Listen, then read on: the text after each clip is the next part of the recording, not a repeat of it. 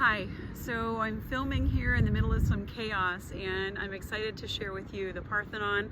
This is at in Nashville, Tennessee. This is one of the major attractions for people, and I've taken pictures before, like on the steps, and it's really crazy busy today, and I thought, you know what a great place to do a video about peace in the middle of chaos. And so I just want to offer you a quick little yoga practice. Sorry, I'm so distracted. And maybe what a great place for me to practice a little bit of discipline and focus. So as we get started, I want to challenge you. Do your best to push your distractions away. If you're doing this at home, chances are there's distraction. There might be dust bunnies underneath your furniture. There might be a telephone ringing or a child nearby that's desiring your attention. But I just want to invite you to get as quiet in your heart and your head as you possibly can as you start to tune into your breath and consider the one who's given it to you today. And Jesus said, "I have come so that you may have peace. I do not give to you as the world gives. So do not let your heart be troubled. Do not be dismayed." As you consider what peace is, sometimes we think that peace means that circumstances are calm. But that's not true. Peace is actually a product of wholeness. The Hebrew word shalom, it means completeness. Wholeness is translated very simply as peace, but peace is wholeness.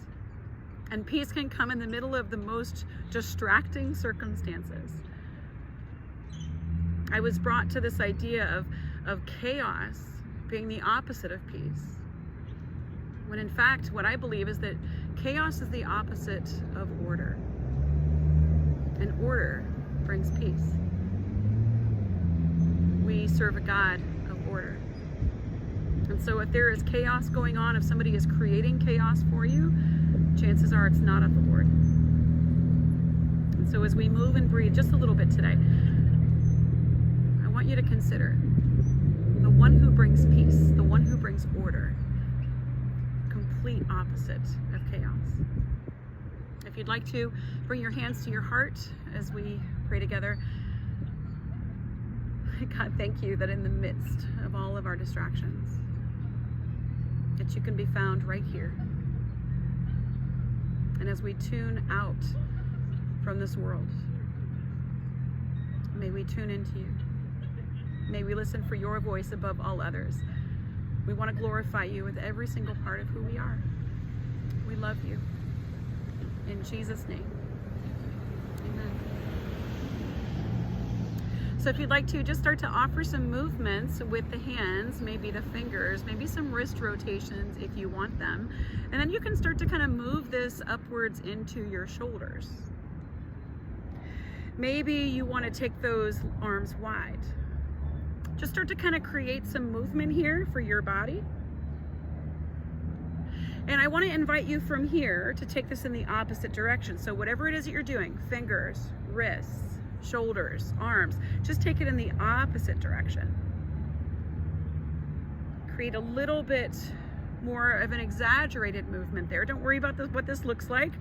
Chances are I got people staring at me left and right now, and that's totally fine. Don't worry about what this looks like. Just try and get some movement into these spaces.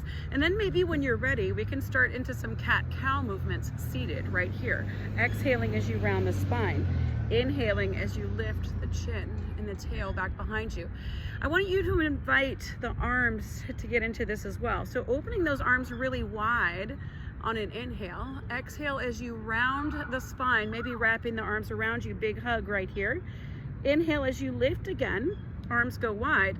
And then the next time that you give yourself a hug, take the opposite arm on top. Take a few more of those movements. Inhale on the lift. And exhale on the round. One more time, really big, exaggerated if you can. And then meet me back in that really tall neutral spine here. So in that tall spine, remember the shoulder blades are back, the ears are stacked over your shoulders. And I want to invite you into your cobbler's pose here. So knees are wide, soles of the feet together at the center of the body, really tall spine right here. Offer a forward fold. And that's me getting out of the way so that you can see this beautiful structure behind me. As you listen to maybe some of the sound in my world right now, acknowledging the sound in your world, just kind of pushing it away if you can. Jesus said, I have come that you may have peace. I do not give to you as the world gives. So do not let your heart be troubled. Chaos and disorder will still our peace, and that is not from the Lord. Go ahead and make your way back up. Tall spine here. We're going to extend the right leg long here. So just the right leg. As you walk the hands down the right leg, see if you can find a stretch for the hamstring. Pull the belly in, maybe opening up the chest. Draw the shoulder blades back. Take one more breath right here if you can, making your way back up into a tall spine. And let's open up your left leg long. So I'm just gonna take this to the side a little bit so that you can see what I'm doing. Your left leg goes long, your right leg is a little bit wider as well. Take that into a forward fold. Very gently making your way back up into that tall spine. Let's bring the right leg in. Here's a seated tree again. Your left leg is long, walking the hands down that left leg. Just noticing the hamstrings. Pull the belly in, maybe draw the shoulders back if you can. Breathe into those spaces where it feels tight and tune back into your breath and the one who's given it to you today. I do not give to you as the world gives, he says. Do not let your heart be troubled. Chaos versus order. Go ahead and make your way back up into a tall spine.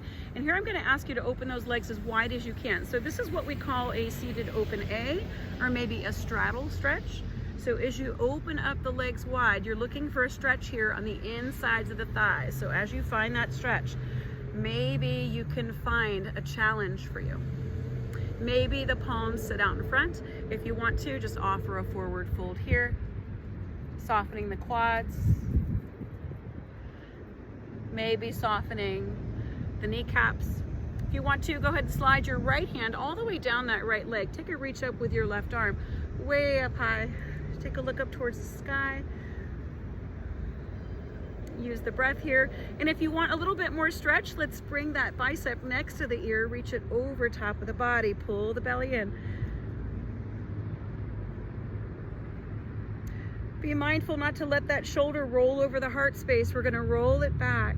Maybe the elbow goes high. We're gonna extend that arm again if it's not already there. And then bring that left hand down to meet the right. Right here, we're gonna walk the hands over to the center. Very gently hang out here, softening the kneecaps again, maybe softening the quads. And when you'd like to, take those hands over to your opposite side. So as you slide your left hand down, the right arm goes high. Reach it all the way up. Take a look up towards those fingertips. And maybe if you want a little bit more, bringing the bicep next to the ear. Just finding a space that allows you to stay in tune despite the chaos. Maybe the elbow is bent as you draw the shoulder blade back. But we're going to extend that arm again, reaching it all the way up high. And then reaching it back down to meet your left hand. One last time, let's walk this towards the center. Offering that forward fold, finding a stretch for you, and when you're ready, coming back up to a tall spine. Let's bring the hands behind us here. Placing the hands behind you, ground them in. See if you can open up the belly here. Lift the chin, lift the heart space. Sometimes tuning out the chaos means just simply turning our attention. It doesn't mean that the chaos is going to go away. It means that we tune in to what he has for us. When you're ready, make your way back up into a tall spine. So I'm going to ask you to get the bottom body comfortable here. We're going to take a spinal twist. Maybe that just means cross legs for you. But when you're ready, take this into a spinal twist to your right side. The right hand goes behind you, the left hand to the outside of that knee, growing taller with your inhale. Maybe twisting a little bit further with your exhale. Notice if the chin is lifted or dropped. Bringing it to a neutral space. And when you're ready, you can make your way out of that twist. Tall spine. Recommit to the lengthened spine. The shoulder blades are back. The ears are stacked over the shoulders here. And when you're ready,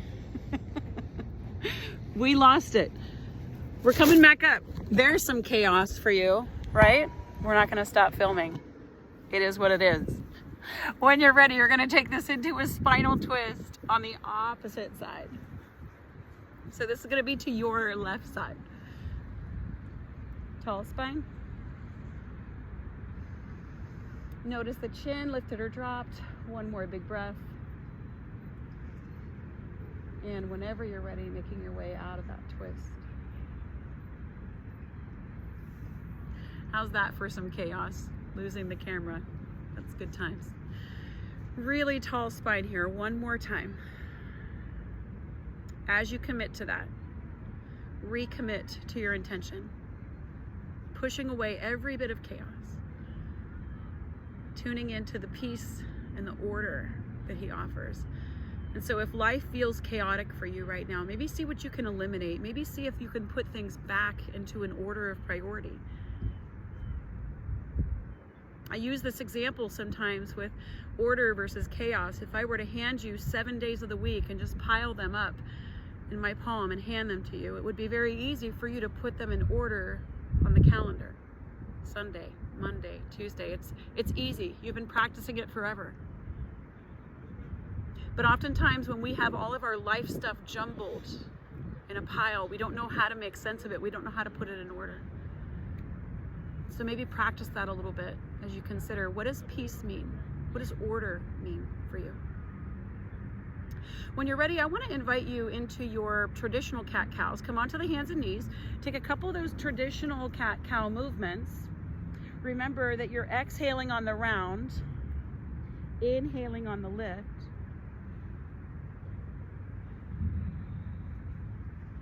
Just moving with your breath. He says, I do not give to you as the world gives. So if it's coming from this world, it's not from him. Come into your downward facing dog when we're ready. Take your time. I'm not going to be in a down dog for very long here in the middle of Centennial Park.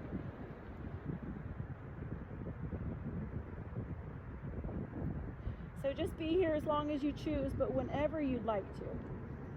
Go ahead and make your way into a standing posture. You can get there from a vinyasa if you'd like, or you can just walk those feet forward, maybe that forward fold. Coming into a standing posture. Once you find your way there, I'm going to ask you to widen out those feet just a little bit. Turning the toes just a little bit wider. So we're looking for about 45 degrees here. Bringing the hands to the heart, come into your yogi squat. So as you sink this down, knees are bent, coming all the way down as low as you can. Maybe you're someone whose heels need to rise. Maybe you're someone that can leave the heels flat. But just kind of figure out a way to keep the spine nice and tall here. We're going to open up some spaces in the calves, maybe in the ankles, maybe in the bottoms of the feet. So I'm just going to ask you to lift one heel all the way up and then drop it back down. Let's try that with the opposite side. Lift it all the way up and then drop it back down.